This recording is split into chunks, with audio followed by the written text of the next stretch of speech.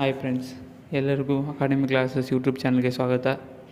ಬೆಂಗಳೂರು ವಿದ್ಯುತ್ ಸರಬರಾಜು ಕಂಪನಿ ನಿಯಮಿತ ಅಂದರೆ KPTC ಎಲ್ಲ ಶಿಶುಕ್ಷ ತರಬೇತಿ ಅಧಿಸೂಚನೆ ಅಂತಂದ್ರೆ 1 ವರ್ಷದ ಅವಧಿಗೆ ಅವರಿಗೆ ಅಪ್ರೆಂಟಿಸಿ ತರಬೇತಿ ಪಡೆಯಲು ಆನ್ಲೈನ್ ಮೂಲಕ ಅರ್ಜಿ ಕರೆದಿದ್ದಾರೋ.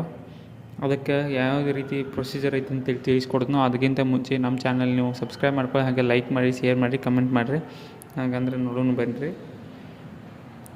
BA ಮತ್ತು BTech ಮುಗಿಸಿದವ್ರಿಗೆ ಟೋಟಲ 130 ಅಪ್ರೆಂಟಿಸ್ ಸಂಖ್ಯೆಗಳದಾವು. ಮಾಸಿಕವಾಗಿ ಅಂದ್ರೆ ತಿಂಗಳಿಗೆ ನಿಮ್ಗೆ 9,008 ರೂಪಾಯಿ ಅವ್ರು ಕೊಡ್ತಾರೋ. 1 ವರ್ಷದವರೆಗೂ ಅವಧಿ ಐತಿ.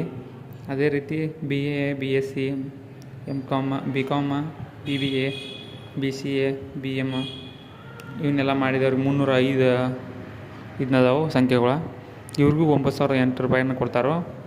ಅದೇ ಡಿಪ್ಲೊಮಾ ಮುಗಿಸಿದವ್ರಿಗೆ ಅಂದ್ರೆ ಆಲ್ ಬ್ರಾಂಚಸ್ ಅದವ್ರಿಗೆ 75 ಅದಾವು.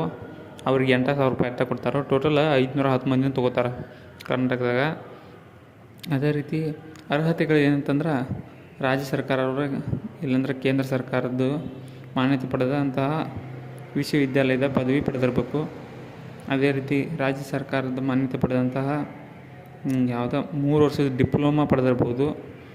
ಅರ್ಹತಾ ಮಾನದಂಡಗಳು ಬಂದ್ಬಿಟ್ಟು ಅರ್ಜಿ ಸಲ್ಲಿಸುವ ಅಂತಿಮ ದಿನಾಂಕದ ಮೊದಲು ಅಭ್ಯರ್ಥಿಯು ಪದವಿ ಅಥವಾ ಡಿಪ್ಲೊಮಾ ಪ್ರಮಾಣಪತ್ರ ಅಥವಾ ಪ್ರೊವಿಷನಲ್ ಪದವಿ ಅಥವಾ ಡಿಪ್ಲೊಮಾ ಪ್ರಮಾಣಪತ್ರವನ್ನು ಹೊಂದಿರಬೇಕು. ಅಭ್ಯರ್ಥಿಯು ಕನಿಷ್ಠ ಉತ್ತೀರ್ಣ ಅಂಕಗಳನ್ನು ಗಳಿಸಿ ಪದವಿ ಅಥವಾ ಡಿಪ್ಲೊಮಾವನ್ನು ಜನವರಿ 2020 ನಂತರದ ಅವಧಿಯಲ್ಲಿ ಪಡೆದಿರಬೇಕು.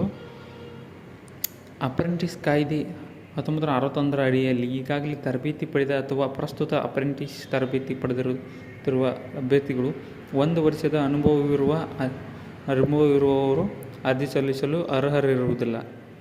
ಹೊಳ್ಳಿ ಅಪ್ರೆಂಟಿಸ್ ನಿಯಮದ ಪ್ರಕಾರ ವಯಸ್ಸಿನ ಮಿತಿ 18 ವರ್ಷಕ್ಕಿಂತ ಕಡಿಮೆ ಇರಬಾರ್ದು. ವಯಸ್ಸು 18 ಮೇಲಾಗಿರ್ಬೇಕಂತ.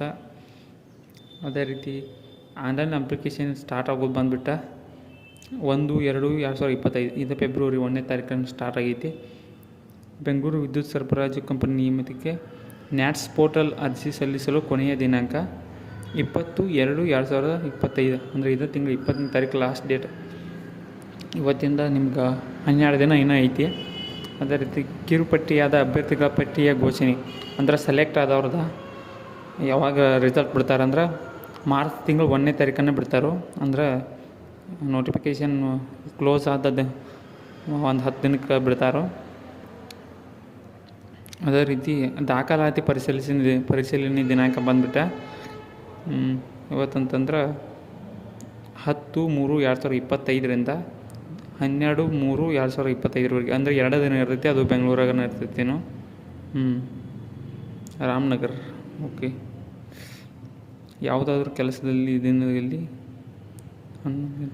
11 ಗಂಟೆಯಿಂದ ಸಂಜೆ 4 ಗಂಟೆವರೆಗೂ ನಿಮ್ಗೆ ದಾಖಲಾತಿ ಪರಿಶೀಲನೆ ಮಾಡ್ಕೋತಾರೋ. ಅದೇ ರೀತಿ ಆಯ್ಕೆಯಾದಂಥ ವಿದ್ಯಾರ್ಥಿಗಳ ನ್ಯಾಟ್ಸ್ ಪೋರ್ಟಲ್ ವೆಬ್ಸೈಟ್ ಅಂದರೆ http://NATS Education Go-in Index PHP regional ಇವೆಂಟ್ಸ್ನ ಬೋಟ್ ಅಡಿಯಲ್ಲಿ ಪ್ರಕಟಿಸಲಾಗುವುದು ಅಂತ ಹೇಳಿದ್ದಾರೆ. ಅವರು ಅಂತ ಒಂದು ಇದನ್ನ ಲಿಂಕ್ ಕೊಟ್ಟಿದ್ದಾರೋ. ಅದ್ರಾಗ ಅವ್ರು ಪ್ರಕಟಿಸ್ತಾರಂತ ಕಿರುಪಟ್ಟಿಯನ್ನು. ಅದೇ ರೀತಿ ಸಾಮಾನ್ಯ ಸೂಚನೆಗಳು ಯಾವ್ಯಾವತ್ತಂದ್ರೆ ಅಭ್ಯರ್ಥಿಯು ಕರ್ನಾಟಕ ರಾಜ್ಯಕ್ಕೆ ಸೇರಿರಬೇಕು. ಅಭ್ಯರ್ಥಿಯು ಕನ್ನಡ ಭಾಷೆ ಓದುವ ಬರೆಯುವ ಜ್ಞಾನ ಹೊಂದಿರಬೇಕು. ಇನ್ನು ಸಾಮಾನ್ಯ ಸೂಚನೆಗಳನ್ನು ನಾನು ಇಲ್ಲಿ ಹಾಕಿರ್ತಾನು ನೋಡ್ಕೊರಿ. ಇದೇ ಥರ ನಿಮ್ಗೆ ಹೆಚ್ಚಿನ ಮಾಹಿತಿ ಬೇಕಾತಂದ್ರೆ ನಮ್ಮ ಚಾನಲ್ ನೀವು ಸಬ್ಸ್ಕ್ರೈಬ್ ಮಾಡ್ಕೊಳ್ಳಿ, ಹಾಗೆ ಲೈಕ್ ಮಾಡಿ, ಶೇರ್ ಮಾಡಿರಿ, ಕಮೆಂಟ್ ಮಾಡಿರಿ. ಧನ್ಯವಾದಗಳು ಫ್ರೆಂಡ್ಸ್.